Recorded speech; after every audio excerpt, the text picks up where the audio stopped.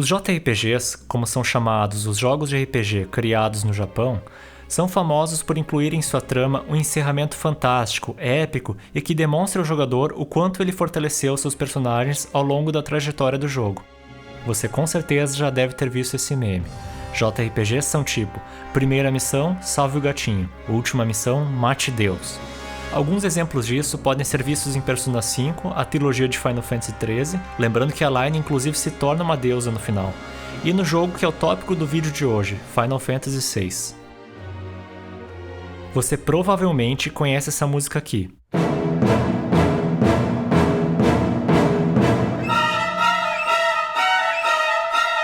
Mas hoje vamos falar de sua antecessora, que é menos famosa, mas merece tanta atenção quanto a música do vilão sem camisa, de cabelos prateados e com uma asa só. Final Fantasy VI foi lançado em 1994, primeiramente para o Super Nintendo, apresentando adoráveis gráficos 16-bit típicos da geração. Mas a simplicidade gráfica e do chip de áudio do console não impediram que seus criadores pudessem fazer os jogadores se sentirem imersos na aventura. Bom, não precisamos nem falar dos nomes consagrados por trás da produção do game. Yoshinori Kitase como diretor, Yoshitaka Amano trabalhando junto com Tetsuya Nomura na arte, Hironobu Sakaguchi como produtor e a lenda das trilhas sonoras originais da franquia, Nobuo Uematsu. A equipe trabalhava desde os últimos títulos lançados para criar personagens com histórias e personalidades próprias, repletos de carisma e com uma identidade única para cada um. Ao contrário dos primeiros jogos, onde os protagonistas não tinham nome pré-definido e nem uma história de background, sendo suas identidades restritas ao papel que cada um assumiria na batalha. Seguindo esse objetivo, foi necessário que Nobuo Uematsu compusesse uma música tema para cada personagem jogável, lembrando que são 14 ao todo, e que a história do jogo fosse tão impactante a ponto de influenciar a vida de cada um dos personagens. Bom, a história de Final Fantasy VI segue o padrão clássico de jogos de Final Fantasy, ou de Star Wars para quem preferir. Rebeldes contra uma ditadura imperial que ameaça a dominação de todos os reinos do mundo com o uso de magia ancestral. O ponto forte do jogo não é exatamente a história principal em si, mas a história particular de cada personagem conforme o desenrolar da trama. Não vou entrar em detalhes sobre isso, até porque talvez algumas pessoas que estejam assistindo o vídeo não tenham jogado o jogo e não queiram receber spoilers. Junto com esse novo método de narrativa sendo aplicado nos RPGs orientais, o vilão também merecia ganhar uma identidade própria. E é aí que entra Kefka. Não é preciso a pessoa ter jogado Final Fantasy VI para pelo menos ter ouvido falar o nome dele, ou quem sabe, ter ouvido essa risada aqui. Porém, o jogador percebe que ele não ganha os holofotes do início para metade do jogo, sendo uma espécie de bobo da corte do Império com autoridades militares, dividindo o palco com o grande tirano político da trama, o Imperador Gestalt. Mas percebe-se desde cedo as intenções de Kefka em passar a perna no Imperador e alcançar um posto de maior poder.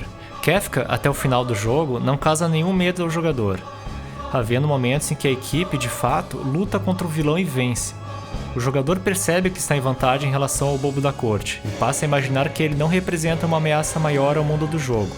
O sentimento mais real que o jogador sente em relação a Kefka é a raiva, um desejo de se fazer justiça, pois ele conseguiu mobilizar suas forças para envenenar as águas do reino de Doma, matando toda a sua população, exceto Cyan, é claro, e até estar envolvido nos experimentos de controle humano que escravizaram Terra no início do jogo.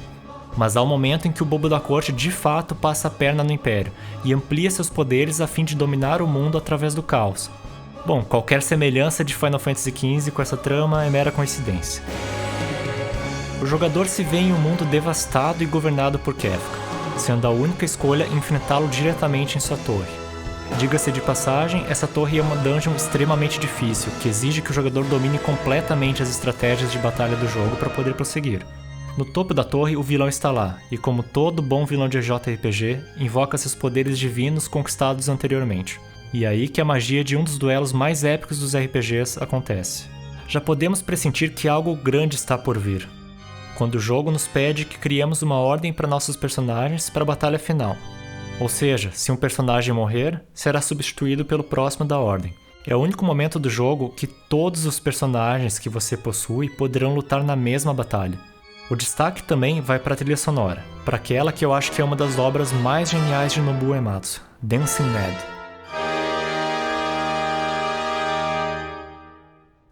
A música inteira no disco de trilha sonora original do jogo tem cerca de 18 minutos, mais do que a nova One Winged Angel do remake, que tem cerca de 11 minutos. A música é tão vanguardista que utiliza uma mecânica de dinâmica da trilha sonora conforme a batalha vai evoluindo. Tal mecânica vai ser utilizada em jogos posteriores, inclusive no próprio Final Fantasy VII Remake. A batalha é dividida em 4 partes, sendo que você enfrenta diretamente Kefka na última etapa. A primeira luta se passa na parte inferior de um imenso monstro. Você luta contra a cabeça e as mãos de um enorme demônio, chamados respectivamente de Visage, Long Arm e Short Arm. A música está tocando em um tom sombrio, com uma atmosfera apreensiva de suspense. Após derrotá-lo, seus personagens sobem um nível para lutar contra a próxima etapa. Um emaranhado de figuras humanas com aspecto sofrido, como se estivessem segurando toda a estrutura em suas costas, acompanhado de um ser azul, parecido com Kefka, sentado em cima da cabeça de um tigre. Tais criaturas se chamam Tiger, Machine, Magic e Power. Ao mesmo tempo em que você ascende a esse novo andar do monstro, a música altera para um canto macabro, de tom circense, lembrando um pouco o bobo da corte que Kefka era antes de evoluir para um nível divino de poder.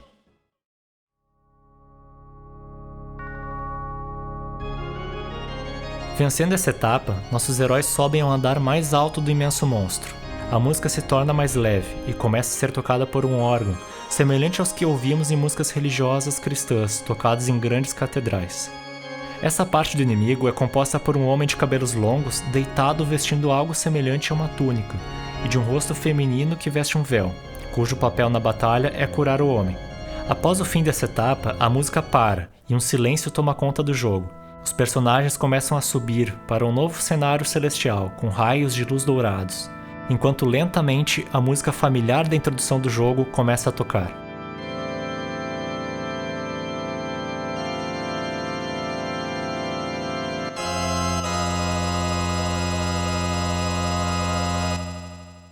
Kefka, com diversas asas de anjo em suas costas, aparece descendo do céu em um aspecto divino.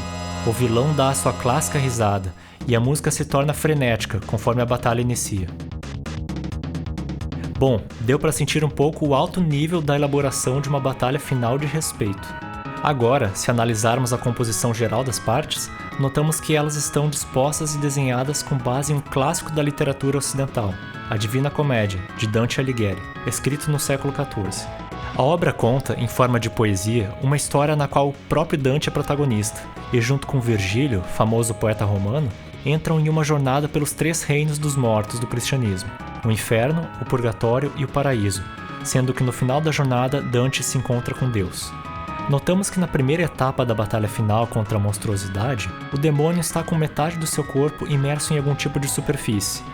Essa disposição é muito parecida com a de Lúcifer no livro do Inferno da obra de Dante, quando os personagens o encontram presos em uma prisão gelada com metade do corpo imersa no gelo.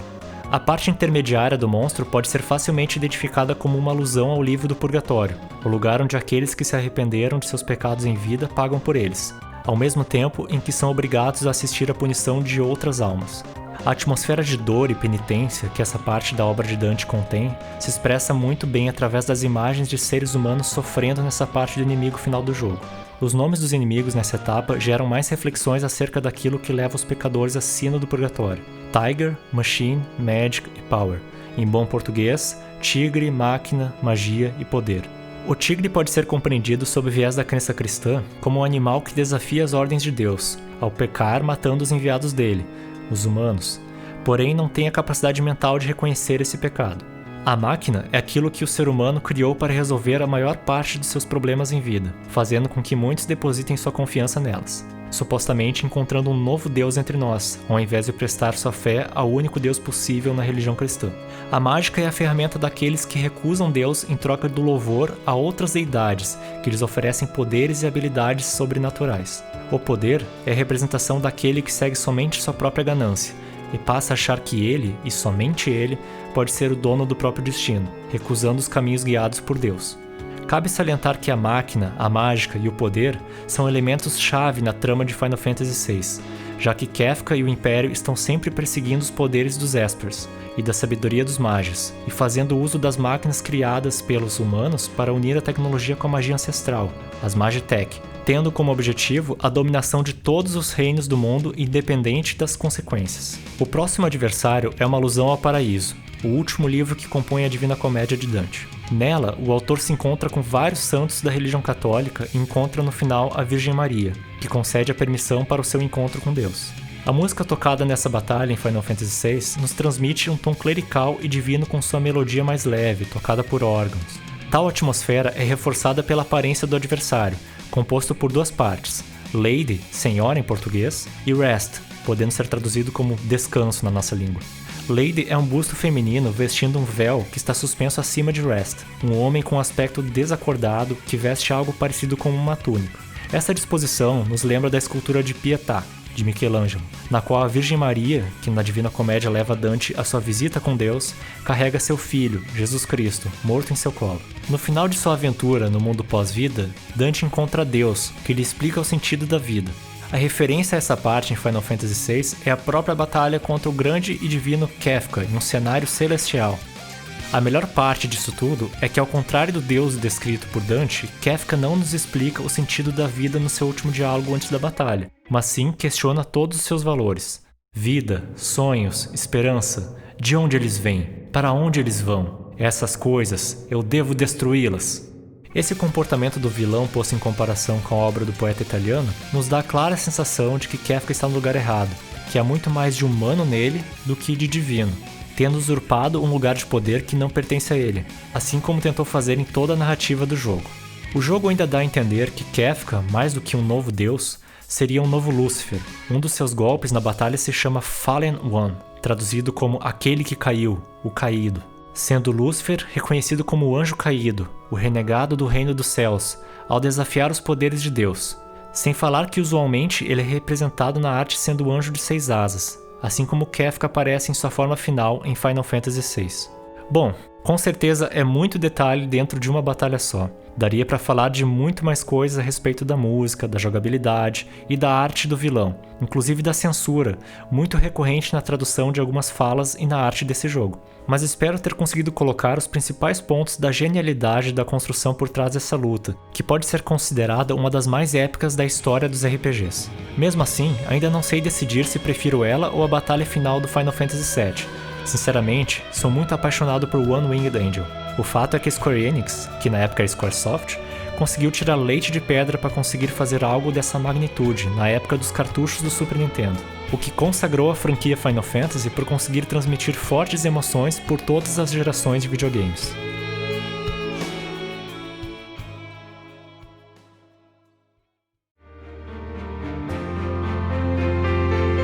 E você, tem alguma lembrança sobre esse momento de Final Fantasy VI? Qual a sua batalha favorita da franquia? Comenta aí! Espero que vocês tenham gostado desse vídeo. É o primeiro do canal, e espero que seja o primeiro de muitos. Se vocês querem assistir mais análises sobre a construção de JRPGs e pensamentos por trás dos jogos que amamos, se inscreve aí, aceitamos ideias de vídeos também. Muito obrigado, se cuidem e até a próxima!